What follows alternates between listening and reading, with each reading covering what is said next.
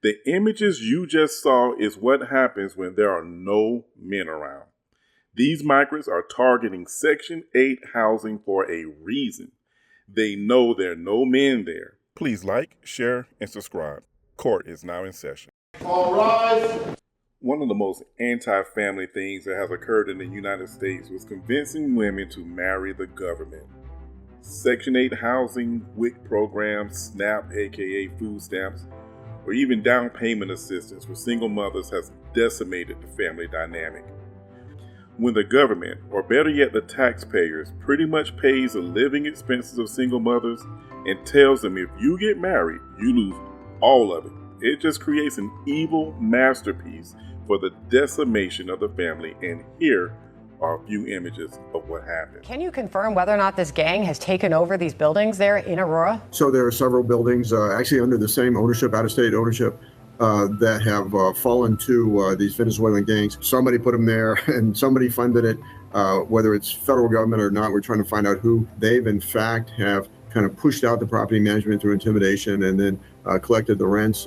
Wives and mothers provide the nurturing care of the husband and children, which makes a house a home, while men provide for the safety, security, and emotional stability of that home. The images you just saw is what happens when there are no men around.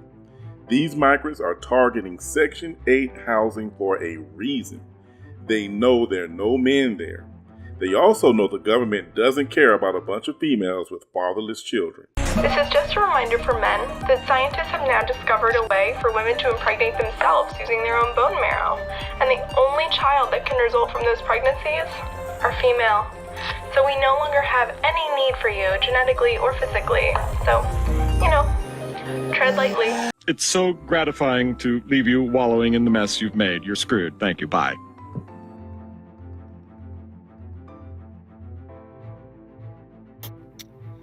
Can I vent to y'all just real quick? I'm tired of being a homeowner. I am tired of being a homeowner. I'm tired of people telling me owning a home is the best investment you could ever have. I do believe that to be true. That don't change the fact that I'm tired of being a homeowner. I'm tired of the problems that it come with. I'm tired of all the responsibility, hanging on my shoulders. I miss renting.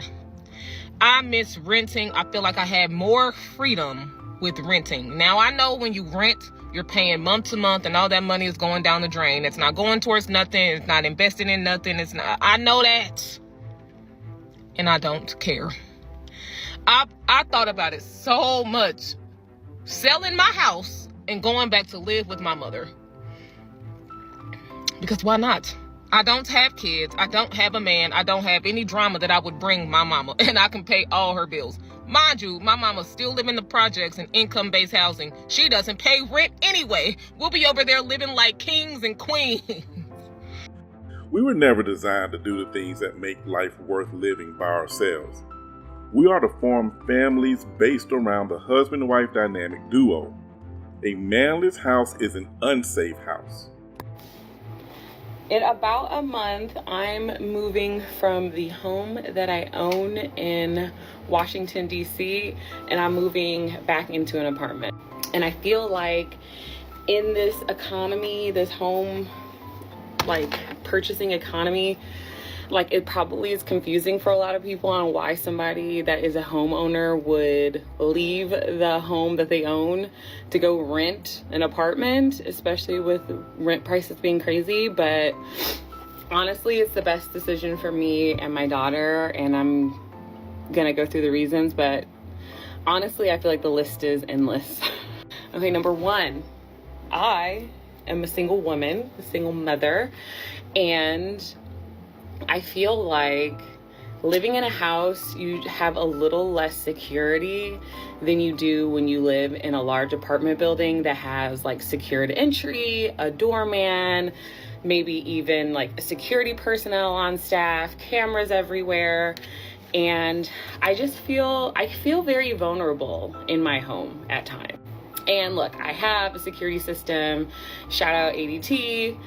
Not sponsored, but go ahead and do it if you'd like. I have Ring cameras, but I just feel like it's not the same as having the extra level of security that you have living in a large building. So for instance, I do go on dates and I date people, and I feel like you can Google someone and figure out their address pretty quickly, especially when you're a homeowner. There's just like databases where that information is publicly available. And so if someone got really weird after a date, like, what are you gonna do? Is somebody gonna be waiting for me outside my house? Well, I don't know. And I've had really weird situations where I felt uncomfortable. And I drive up to my house and be like, okay, I hope that guy's not here. He was being really weird in text today. He's sounding weird. Hope he's not outside, because if he is, like, what am I gonna do? So that's one. And these are kind of the things that you think about when you're a single woman that I feel like other people don't have to think about. But that is something I think about, and I think about it enough that I'm just over it. On, like, to that point, we're gonna stay on that point for now, and maybe this will be like a few videos, but like, even when someone delivers something to your house, people are weird, and once they know who lives there, like, there's nothing you could do about it. You're just there, you're just on your own, and someone has your address. Now, this next clip is merely conjecture, but it was put out there for our consideration. There was even a rumor flying around the internet yesterday that the biker gang Hells Angels were headed to Aurora to take on the Venezuelan gangs. That's a feel-good story right there. Everyone loves a little vigilante justice, myself included. But unfortunately, it appears that all of the footage being circulated online of the Hells Angels traveling across country are older videos. And surely if the Hells Angels were headed to do this, they wouldn't be posting about it on Twitter ahead of time. At least I would hope not. But rest assured, if any vigilante justice actually took place, the government of Colorado and the police of Colorado would be deployed against the Hells Angels. Shout out to Really Graceful for that clip. True or not, it will take men to respond and extricate these manless homes from the criminality they find themselves in.